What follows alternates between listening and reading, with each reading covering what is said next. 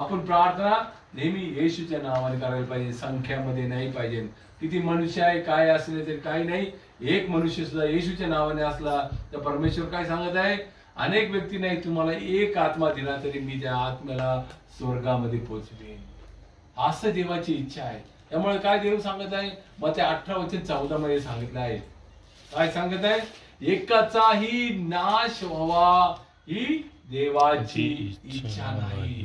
लहानातील लहान तसे ह्या लहानातील एकाचाही नाश व्हावा अशी तुमच्या स्वर्गातील पित्याची इच्छा नाही. हा, देवाची इच्छा काय, एक लहान व्यक्ती आहे त्या व्यक्तीचा सुद्धा नाश होऊ नये. प्रत्येकाचं वाचन देवामध्ये यावं ही देवाची इच्छा आहे. परंतु आपले लोक देवा प्रार्थनेमध्ये बोलत कंटाळा करतात. खूप खूप आम्हाला असं कधी दुःख होतं, पण आम्ही दुःख का आनंदामध्ये काय बदलतो. येशू काय सांगत आहे, तू माझ्या नावाने बोललेली व्यक्ती त्या नसणे तर त्यांना तू समर्पण करतो. आम्ही सर्व त्या व्यक्तीला देवाकडे समजतो. आपण एक लग्न कार्यक्रम समजा जेवण आहे, तिथे अनेक लोक धावत सुटतात, परंतु जर प्रार्थना सांगितलं तर कोणी येत नाही. हे आज खूप मोठा एक परिणाम आहे. बस का येशू सांगत आहे, काय सांगत आहे, मार्क 1:15 मध्ये काय सांगितलं आहे, काळाची पूर्णता झाली आहे, पश्चाताप करा आणि सुवार्तेवर विश्वास ठेवा. या दोन गोष्टी देवाने लहान पहिल्यापासून वचनानुसार शिकवल्या, परंतु आम्ही या दोन्ही गोष्टी करत नाही. काळाची पूर्णता झाली आहे व देवाचे राज्य जवळ आले आहे, पश्चाताप करा व सुवार्तेवर विश्वास ठेवा. ह्या दोनच गोष्टी आम्ही जीवनामध्ये केल्या तर आमच्या जीवनामध्ये कार्य घडणार आहे. पहिल्यांदा आम्ही जीवनामध्ये खरा पश्चाताप देवाकडे वळायचं, आणि दुसरं काय करायचं, सुवार्ता. माझ्या जीवनामध्ये जर येशूची सुवार्ता नसेल माझ्या जीवनामध्ये काहीच अर्थ नाही. आता ब्रदरनी वाचलं तेच वाचलं होतं, काय तुमच्या जीवनामध्ये दुर्दशा होते.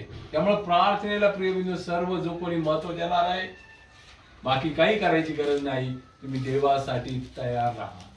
जेव्हा वेळ मिळेल त्या वेळेस देवाचे कार्याला तुम्ही निवडा.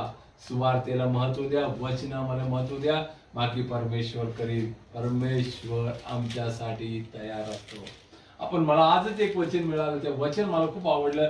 ते होतं तीमोथेचे दुसरं पत्र, अध्याय 4:2 मध्ये काय सांगितलं आहे, तू सुवार्तिकेचे कार्य कर आणि सदा तयार राह. ऐन वेळी तुला संधी आली तू सुवार्ता गाजव, सर्व वेळी तयार राहा. तीमोथेचे दुसरे पत्र अध्याय 4:2. खूप सुंदर असं वचन मला प्राप्त झालं. मला त्यावेळेस समजलं की नाही, सुवार्ता कशासाठी पाहिजे ह्या गोष्टी समजतं.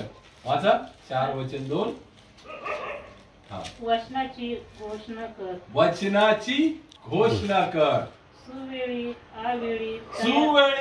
अवेळी तयार राहा. आपल्याला देवाची वचनाची घोषणा परत करण्याची प्रत्येक धर्मगुरू धर्मबहिणी नाही, प्रत्येक ख्रिस्ती व्यक्ती एक मिशनरी आहे. देवामध्ये त्याला निवडलेला आहे. येशू मध्ये जो व्यक्ती आहे तो व्यक्तीने त्याचं कार्य काय, वचनाची घोषणा कर, सुवेळी प्रत्येक वेळी देवाला तू बोलणारा व्यक्ती हो.